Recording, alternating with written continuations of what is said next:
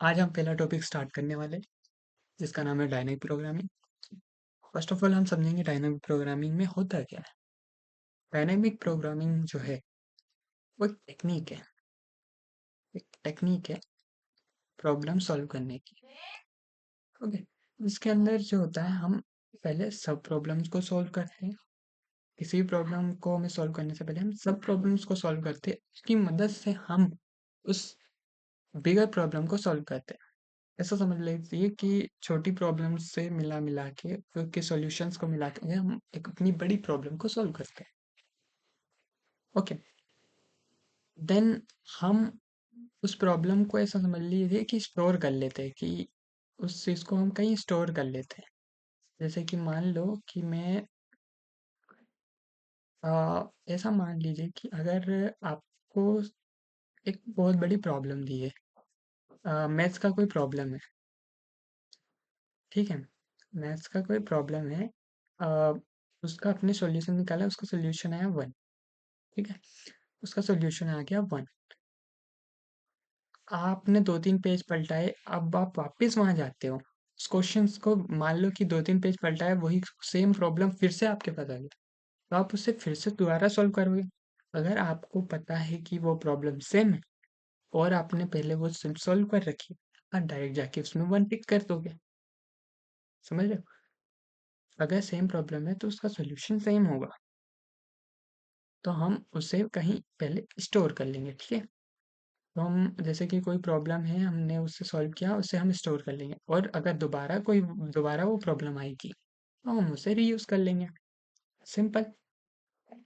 इसे इसे हम नॉर्मली जब फिबोनाची नंबर हम रिकर्जन की मदद से करते हैं,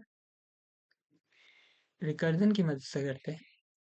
तो और हाँ, मैं बताना भूल गया, इस लेक्चर को देखने का, इस डीपी सीरीज को देखने का प्री रिक्विजिट है रिकर्जन। रिकर्जन तो आना ही चाहिए। ठीक है, अब मैं मानता हूँ कि मुझे 6 फिबोनाची मुझे निकालना है।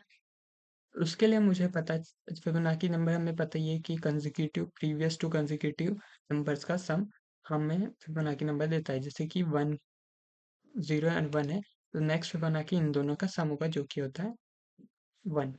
इन दोनों का सम नेक्स्ट फिबोनाची जो कि 2 हो जाएगा। इन दोनों का सम 3 हो जाएगा, फिर इन दोनों का सम 5 एंड सो ऑन, ऐसा चलता है। मुझे फिफ्थ सिक्स फिबोनाची निकालना है, तो मुझे फोर्थ और फिफ्थ फिबोनाची जो होता है उन दोनों का सम मुझे चाहिए होगा। ठीक, अब मैं कहता हूँ कि मेरे पास सिर्फ फर्स्ट और सेकंड फिबोनाची नंबर का मुझे पता है कि हाँ, फर्स्ट में 0 होता है और सेकंड 1 होता है। तो मैं कहूँगा कि ठीक है, तो 6 निकालना है, हमें फोर्थ और फिफ्थ निकाल दो पहले। तो मुझे चाहिए फोर्थ और फिफ्थ चाहिए मुझे। फोर्थ बोलता फोर्थ भी नहीं पता, हमें तो फर्स्ट और सेकंड ही पता है। फोर्थ बोलता है ठीक है, जाओ पहले सेकंड और थर्ड निकाल लो। अब सेकंड तो हमें पता है, सेकंड हमारा है 1। थर्ड थर्ड बोलता है हमें थर्ड तो पता ही नहीं है, तो हम बोलेंगे सेकंड और फर्स्ट का सम जो होता है वो थर्ड फिबोनाची होता है। तो हमें सेकंड पता है जो कि होता है 1, और फर्स्ट हमारा 0 होता है। तो इन दोनों का सम तो क्या होगा, थर्ड। थर्ड होगा है अपना 1। अब अपने पास सेकंड है, थर्ड है, तो अपन फोर्थ भी निकाल सकते हैं। तो क्या, 1 + 1 2, फोर्थ फिबोनाची अपना फोर्थ आ गया। अब अपन 6 निकालना है, 6 निकालने के लिए हमें फोर्थ तो मिल गया, अपने को फिफ्थ चाहिए। अब फिफ्थ हमें पता ही नहीं है, हमारे पास लिखा ही नहीं है। तो लिखा नहीं है तो हमें पता ही नहीं है फोर्थ, हमें तो फर्स्ट और सेकंड ही पता है। तो हम थर्ड पे जाएंगे, थर्ड हमें अभी भी नहीं पता है। हमने पहले कैलकुलेट तो कर चुके हैं, पर हमें पता नहीं है ना, हमें दूसरी बार निकालना ही पड़ेगा। ठीक है, क्योंकि हमने कहीं याद नहीं रखा। प्रॉब्लम को हमने क्या, दोबारा आ गई पर हमने उसे याद नहीं रखा, याद नहीं रखा तो हमें फिर से कैलकुलेट करना पड़ेगा। तो हमें थर्ड निकालना है, तो हमें 1 और 2 का सम चाहिए, जो कि 1 का आता है वो 0, 1। सेम सिमिलरली हमें 4 को भी सेम ऐसे ही करना है। तो हमारा थर्ड फिबोनाची निकल गया इधर 1, और फोर्थ को भी ऐसे ही करना है, तो अपना 1, सेकंड फिबोनाची 1, थर्ड फिबोनाची निकालने के लिए फिर से 1 और 2 करने पड़ेंगे हमें कैलकुलेट। तो इसके लिए 0, 1, और फिर हमारा थर्ड फिबोनाची 1 आ गया, इन दोनों का सम अपना 2 आ जाएगा। फोर्थ फिबोनाची, फिफ्थ फिबोनाची अपना आ जाएगा 3। अब मेरे पास फोर्थ भी आ गया, फिफ्थ भी आ गया। अब हमें सिक्स निकालना है, तो इन दोनों का सम 6 हो जाता है, तो हमारा सिक्स क्या आ जाएगा, फिफ्थ।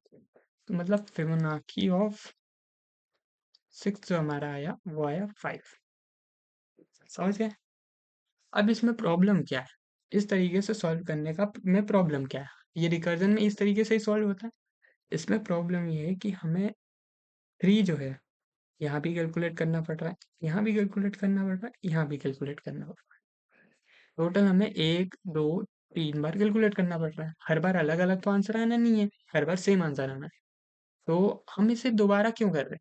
हम कुछ ऐसा कर लेना, जैसे कि मैंने एग्जांपल बताया था कि मैथ्स का कोई प्रॉब्लम है, आपने पहले सॉल्व कर रखा है, तो उसे दोबारा क्यों सॉल्व करोगे? आपको उसका सॉल्यूशन आपको पता है कि ये उसका सॉल्यूशन 1 है, तो आप डायरेक्ट जाके उसे 1 मार्क कर देंगे। तो हमें जैसे थर्ड का आंसर पता है कि थर्ड थर्ड का फिबोनाची 1 होता है, हम इसे कहीं तो हम क्या करेंगे, हम कहीं स्टोर कर लेंगे। अब मैं मानता हूँ, मैं एग्जांपल देता हूँ कि डीपी से इसे कैसे सॉल्व करेंगे। तो मैं मानता हूँ कि मेरे पास एक मुझे 6 फिबोनाची चाहिए, तो मेरे पास मैंने एक स्टोरेज बना लिया, ये है मेरा स्टोरेज। इसके अंदर फर्स्ट फिबोनाची है, सेकंड फिबोनाची है, थर्ड नहीं है।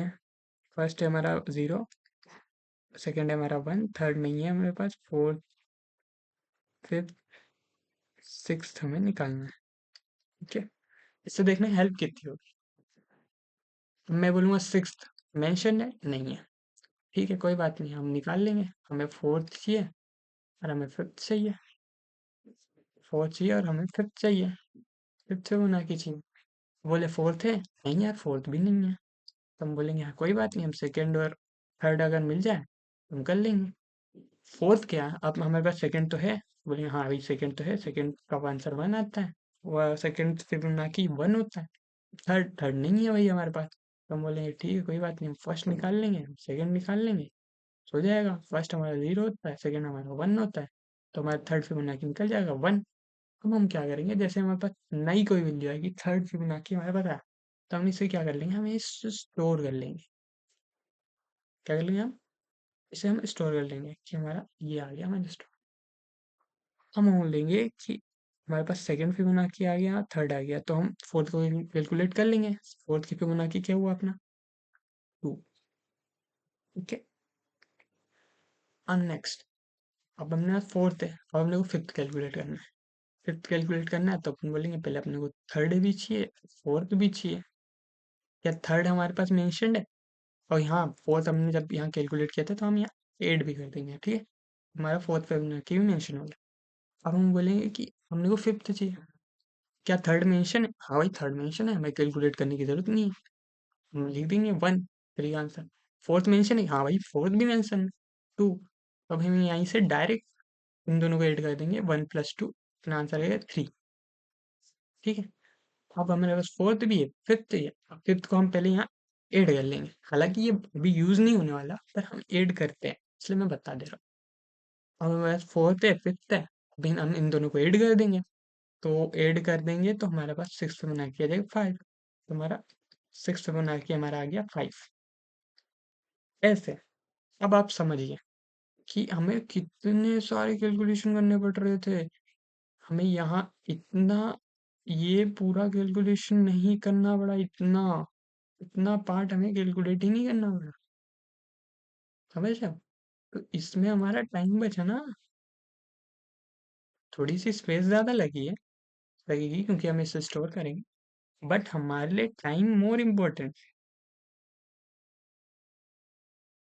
तो आपको मोटा मोटा समझ आ गया होगा कि हम क्या करते हैं, कोई भी सब प्रॉब्लम, नई सब प्रॉब्लम का हमारे पास, न्यू सब प्रॉब्लम का हमारे पास जब सॉल्यूशन आता है तो हम उसे जाके स्टोर कर लेते हैं। तो नेक्स्ट टाइम जब वो प्रॉब्लम हमारे पास आएगी, हम डायरेक्ट सॉल्यूशन लिख देंगे।